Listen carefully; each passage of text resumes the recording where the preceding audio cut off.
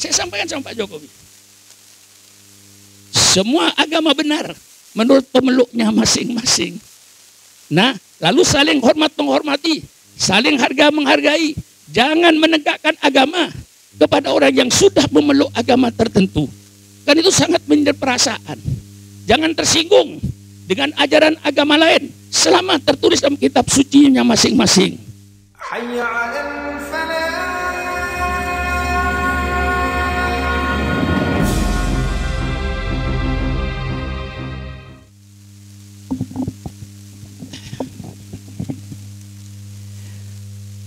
Assalamualaikum warahmatullahi wabarakatuh.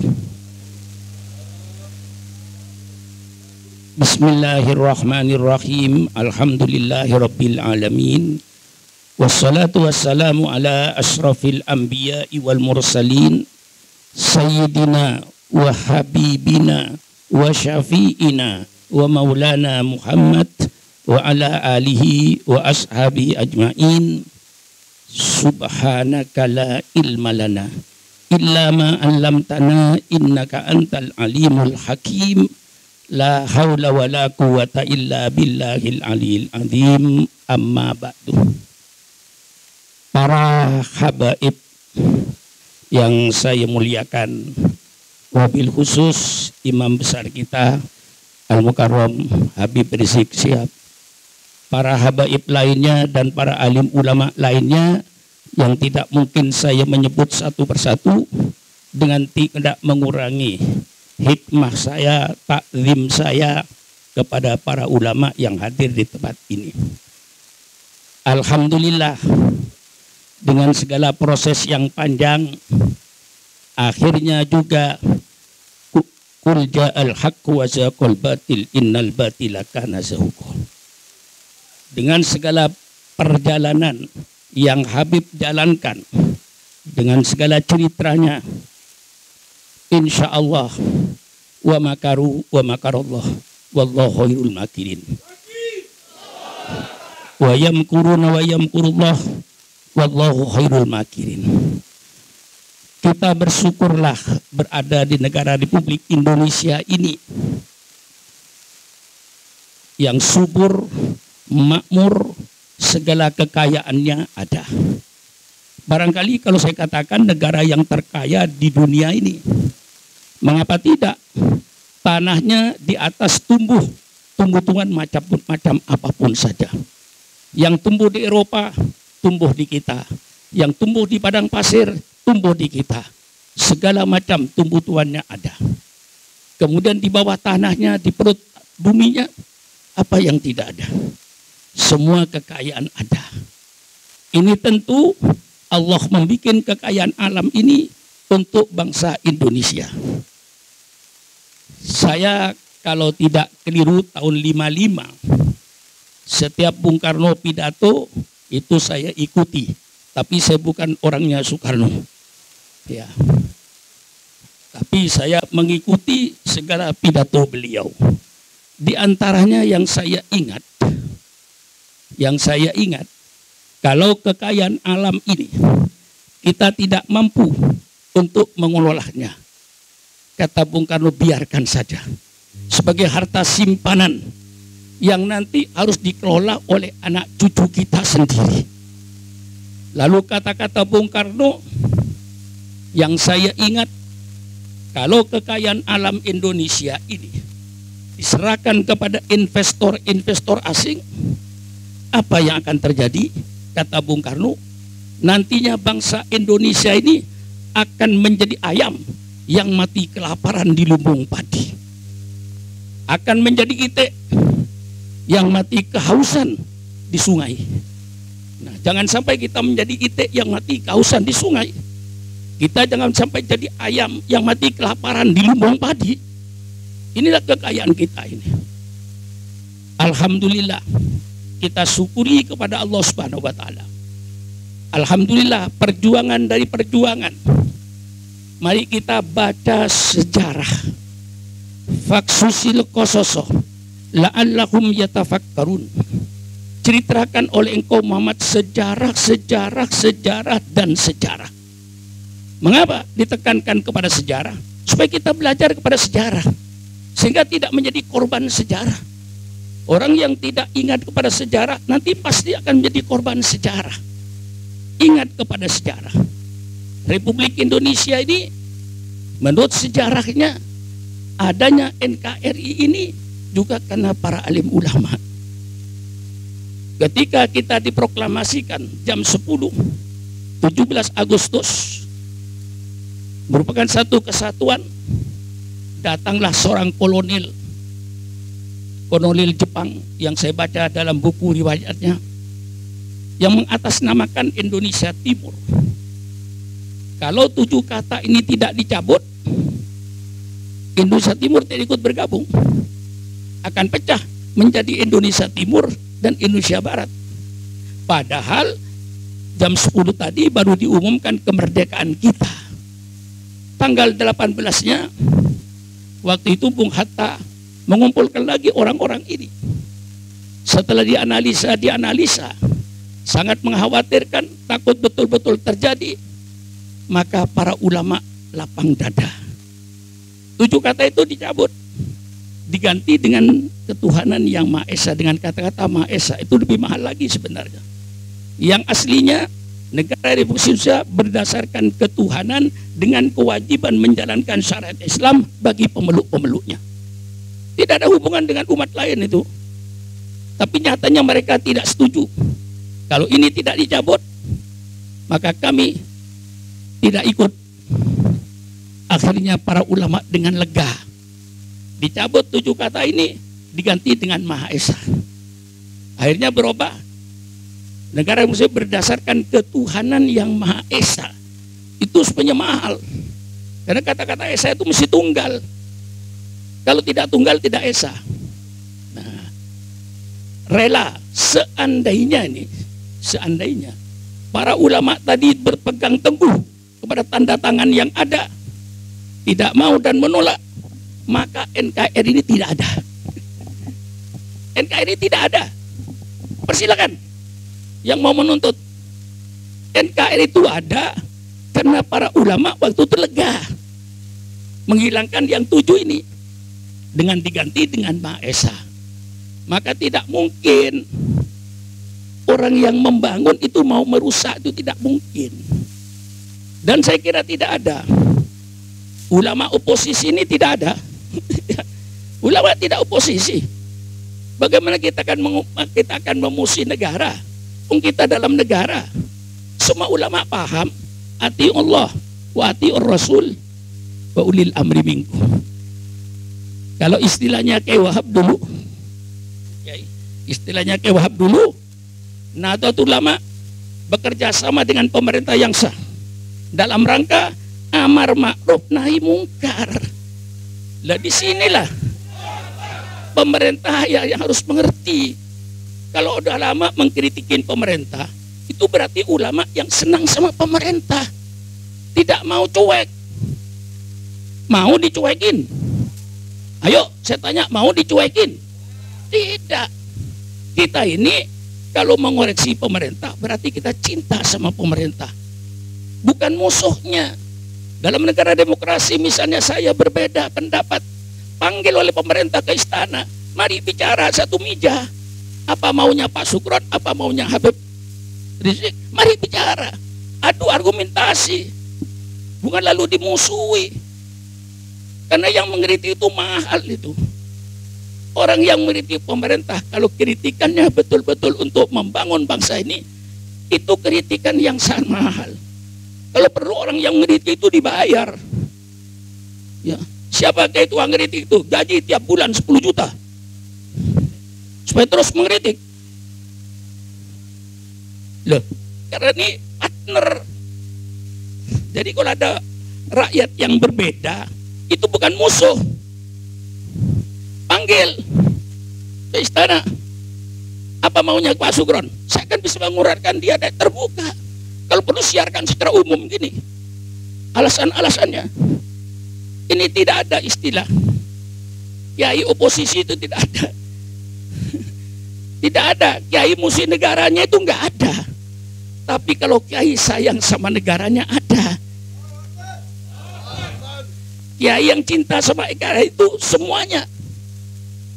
Beda pendapat, bukan dimusuhi, tapi dipanggil, diundang. Jangan dipanggil ya, diundang. Kalau dipanggil kayaknya mau diperiksa gitu loh. Kalau ada ulama yang berbeda dengan pemerintah, bukan dimusuhi, diundang ke istana, suruh bicara dengan terbuka. Ini mestinya dalam negara demokrasi ini. Jangan dianggap yang mengoreksi itu membenci. Justru yang mengoreksi itu yang cinta, memelihara negara kita itu, negara yang milik kita semua. Kita jaga pembangunan negara ini. Kalau tidak benar, mari kita luruskan. Jadi sistem kita ini, para ulama itu cuma kerjaannya amar ma'ruf nahi mungkar. Betul apa dikatakan Habib Rizik. Kita tidak punya musuh kok. Untuk apa kita jadi musuh? Kita tidak punya musuh.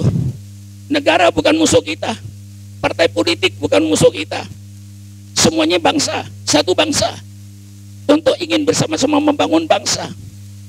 Jadi tidak ada istilah oposisinya, tidak ada. Kemudian kita punya kewajiban. Idza ra'ahadum mungkaran falyughayyir biyadihi wa illam yastati' fa biqalbihi wa illam yastati' fa bilisani wa illam yastati' fa biqalbihi wa dzalika adaful iman. Wa dzalika adaful iman. Yang imannya kuat, kalau melihat perongkaran, robah dengan tangannya. Kalau kita punya kekuasaan, mestinya semua aparat pemerintah ini satu. Lawannya pemerintah itu sama dengan lawannya ulama. Lawannya pemerintah kedoliman. Lawannya pemerintah ketidakadilan. Lawan pemerintah yang harus mensejahterakan rakyat. Tidak ada musuh. Kita bukan musuh pemerintah. Kita bukan musuh partai politik. Kita tidak mau cari musuh. Kita mau mencari pembenaran. Setiap yang kita lihat itu tidak benar, mari kita luruskan. Kalau ulamanya tidak meluruskan, ulamanya yang berdosa, yang digebukin oleh malaikat mungkar wa nakir. Ini sebabnya. Kalau seandainya tidak ada malaikat mungkar wa nakir, biarin aja ketoliman. Karena masih ada malaikat mungkar wa nakir yang akan menanyakan kepada ulama, mengapa kau membiarkan kemungkaran? Mengapa kau membiarkan kedoliman? Mengapa kau membiarkan ketidakadilan? Ini seluruhnya ulama akan dituntut nanti di akhirat. Oleh sebab itu kewajiban amar ma'ruf nahi mungkar. Maka saya nyatakan dalam pertemuan ini, kita semuanya tidak ada yang bermusuhan. Seluruhnya bangsa Indonesia, rakyat Indonesia, semuanya ingin membangun bangsa Indonesia. Tidak ada musuh. Sekali lagi saya tegaskan, ulama tidak punya musuh. Ulama tidak mencari musuh. Ulama tugasnya amar ma'ruf nahi mungkar, amar ma'ruf nahi mungkar. Maka saya sudah 58 tahun amar ma'ruf nahi mungkar saya ini. Umur saya 82 tahun. Sejak zaman Bung Karno, saya sudah gini tangan saya kalau pidato. Tahun 65 saya masih ada di pondok pesantren. Saya tahu kekejamannya PKI itu. Saya tidak tidur di pondok, tidur di kampung-kampung di bawah pohon kelapa dengan pedang. Saya kemana-mana tidak pernah pisah dengan pedang. Saksinya ada Kiai Masudi Baitowi, dia ada di Indramayu itu. Mau Isra Mi'raj bawa pedang, mau Maulid bawa pedang. Asal keluar pondok bawa pedang, dan pedang saya letakkan di depan sepeda saya. Sepedanya sepeda ontel. Saya letakkan pedang di depan. Jangan coba-coba. Itulah kekejaman PKI waktu itu. Kalau sekarang kita disuruh minta maaf, maaf. Engkau PKI yang minta maaf dulu kepada kita. Engkau yang minta maaf dulu. Baca sejarah tahun 48. Pemberontakan Madiun. Berapa ribu ulama yang kau bunuh. Lalu 65. Berapa yang kau bunuh? Anehnya kok kita disuruh minta maaf. Engkau minta maaf. Karena banyak kesalahan-kesalahannya. Nah ini semuanya sejarah. Oleh sebab itu mari mudah-mudahan kedatangan Kiai Imam besar kita membawa keteduhan di pondok ini. Kalau seandainya Habib Rizik ada perbedaannya, tolong diundang ke istana. Kalau Syukron Makmun ada perbedaan dengan pemerintah, tolong undang ke istana. Mari kita berdebat. Rakyat menyaksikan mana yang membela rakyat, mana yang tidak membela rakyat. Jangan lalu dianggap musuh. Sini minta selanjutnya, saya minta begini.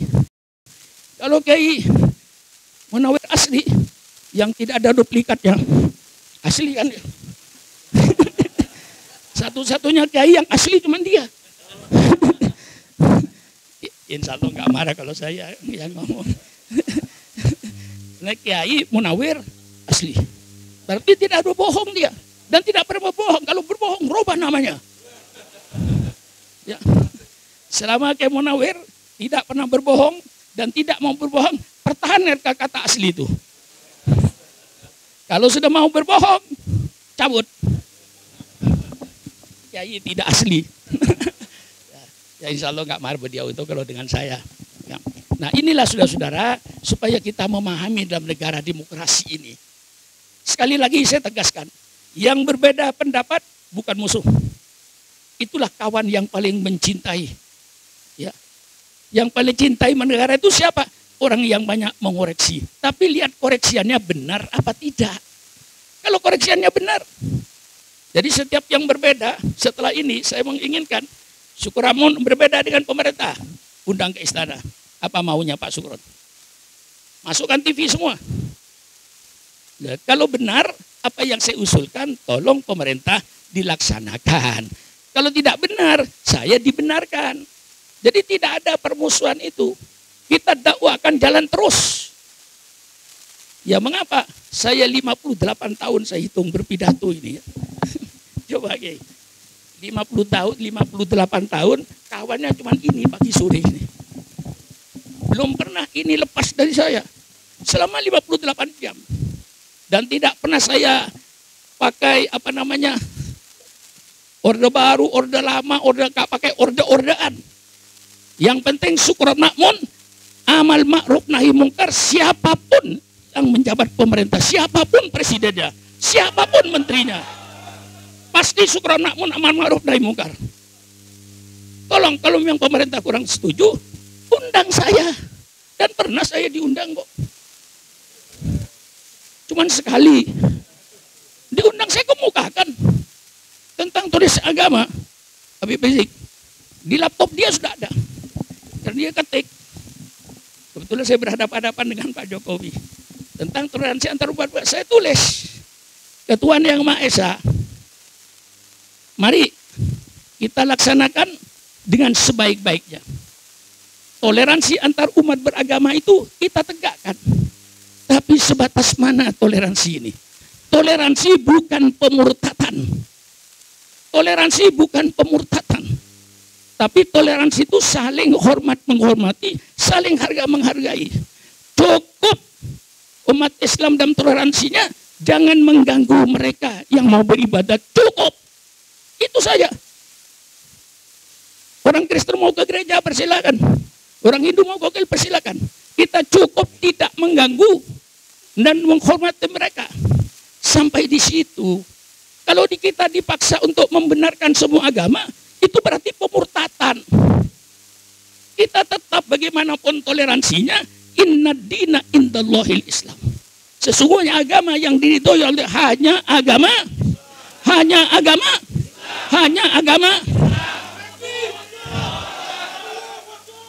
Maka semua agama benar menurut pemeluknya masing-masing. Saya sampaikan sama Pak Jokowi. Semua agama benar menurut pemeluknya masing-masing.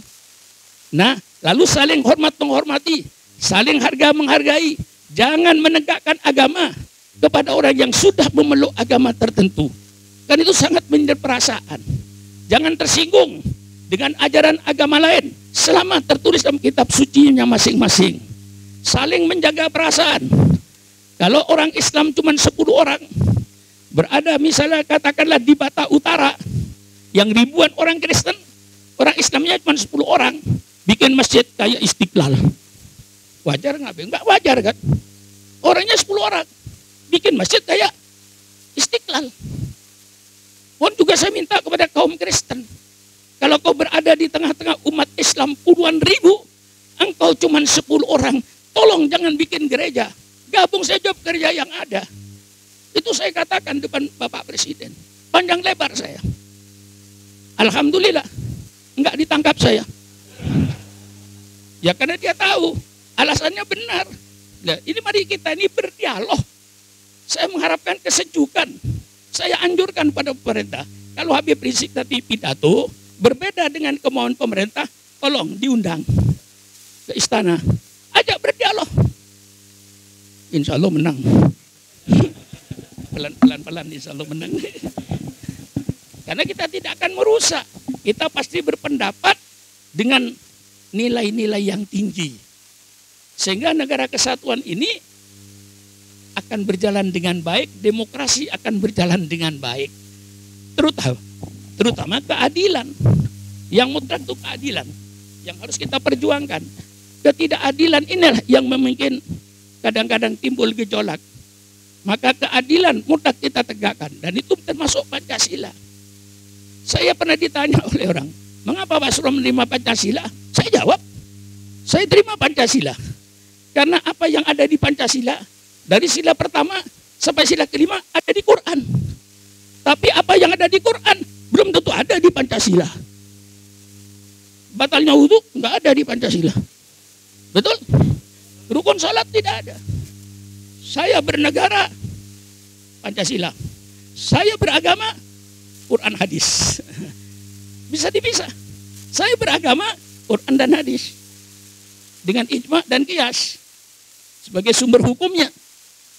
Lalu bernegara. Saya dengan Pancasila. Karena apa yang ada di Pancasila mulai sila pertama. Ketuhanan yang Maha Esa. Yang paling tegas Islam. Wa ilahukum ilahu wahid. Tegaskan. Baik, bila sila selanjutnya itu tidak ada yang bertentangan dengan Islam. Pancasila tidak bertentangan dengan Islam. Apa yang ada dalam Pancasila ada di dalam Islam. Tetapi apa yang ada di Islam belum tentu ada di Pancasila. Kalau saya pidato begini salah, tolong benarin. Mari diskusi, sebarkan supaya rakyat tahu perbedaan ini. Ini harapan saya. Saya berdoa mudah-mudahan dengan kedatangan imam besar kita, Kiai, wah mulut ini, masa akan mengatakan apa Habib Rizik kok keluarnya bukan lambat ya. Di sini banyak tumpukan itu, tumpukan ayat, tumpukan hadis. Jadi mau keluar itu macet, bukan tidak hafal, macet. Masih kalau sudah saya diam sejenak cair itu. Kalau tidak diem, tidak cair. Saya berdoa mudah-mudahan dengan kehadiran imam besar Habib Rizik akan membawa kesejukan kepada bangsa ini, akan membawa keadilan kepada bangsa ini. Mari kita seluruhnya bersatu untuk membangun bangsa ini. Adakan musyawarah seluas-luasnya. Ini harapan saya dan alhamdulillah saya mengikuti beliau mulai dari lapangan kemarin, cuma di atas tempat tidur. Sampai tadi pagi saya masih ikutin beliau ceramahnya di depan para santri-santri muda-muda itu saya ikuti. Mulai dari lapangan terbang sampai tadi malam, sampai tadi pagi saya ikuti. Perkembangannya inilah barangkali yang saya sampaikan. Mudah-mudahan Allah senantiasa melindungi kita bersama. Kita yang dipanjangkan umur, mudah-mudahan senantiasa mendapat taufik dan hidayah dari Allah Subhanahu wa Ta'ala dengan keyakinan bahwa kalau kita membela agama Allah, insya Allah Allah yang membela. Intan surullah yansurkum yuthabbit aqdamakum. Inilah saja, kurang lebihnya saya minta maaf. Wassalamualaikum warahmatullahi wabarakatuh.